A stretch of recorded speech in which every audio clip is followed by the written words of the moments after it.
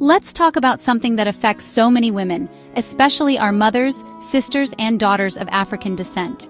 It's often suffered in silence, but it's time to bring it into the light. We're talking about fibroids. Studies tell us that up to 80% of African women will develop fibroids by the age of 50. That's a staggering number. It means that for every 10 African women we know, nearly 8 of them will face this health challenge at some point in their lives. We need to understand why. These are non-cancerous growths that develop in or around the uterus. They can be as small as a seed or grow larger than a grapefruit. Imagine the discomfort, the pain, the worry that comes with this. It's time to break the silence. What exactly are fibroids? They are tumors, but not the kind we fear most. They are benign, meaning they are not cancerous. But this doesn't make them harmless. These growths develop from the muscle tissue of the uterus. Imagine tiny seeds taking root and growing within the wall of the uterus. As they grow, they can cause a range of symptoms that disrupt a woman's life. Some women experience heavy menstrual bleeding, so heavy that it disrupts their daily routines.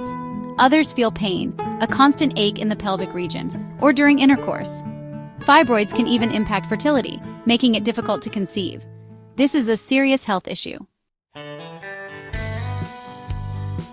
Why are African women particularly vulnerable to fibroids? The answer might lie in our genes.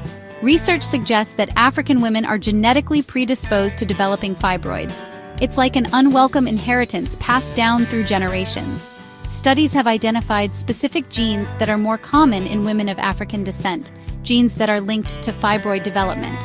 These genes might make the muscle cells in the uterus more sensitive to certain hormones, leading to increased growth and fibroid formation. This genetic predisposition doesn't mean that every African woman will develop fibroids. However, it does mean that we need to be more aware, more proactive about our uterine health. We need to listen to our bodies and seek help when something feels wrong. Section 4. Fueling the fire within. Our genes might make us susceptible, but our lifestyle choices can either fan the flames or help keep them under control. Diet plays a significant role in fibroid growth. What we eat matters. Foods high in estrogen, like soy products and some conventionally raised meats, can stimulate fibroid growth. On the other hand, a diet rich in fruits, vegetables, and whole grains can help regulate hormones and reduce inflammation, potentially slowing down fibroid growth. Obesity is another risk factor. Fat cells produce estrogen, so carrying extra weight can contribute to a hormonal imbalance that favors fibroid development. Maintaining a healthy weight through diet and exercise is crucial for preventing and managing fibroids. Section 5. The hormone orchestra, out of tune. Hormones act like messengers in our bodies, regulating countless functions. When it comes to fibroids, 2 hormones play a key role: estrogen and progesterone. Estrogen promotes cell growth, and fibroids are no exception. Higher levels of estrogen can stimulate fibroid growth, making periods heavier and more painful. Progesterone, on the other hand, can counterbalance the effects of estrogen. However, many factors can disrupt this delicate hormonal balance. Stress, environmental toxins, and even certain medications can throw our hormones off kilter, potentially contributing to fibroid development.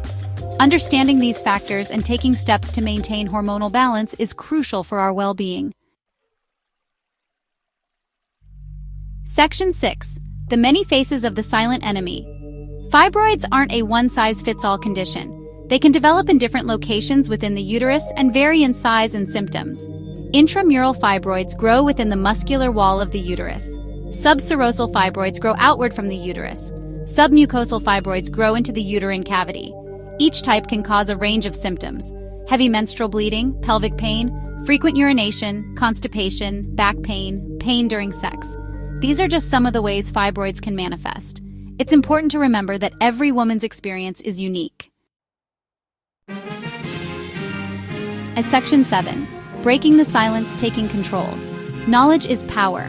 By understanding fibroids, we can take control of our health. We don't have to suffer in silence. Talk to your doctor, share your concerns, explore your treatment options.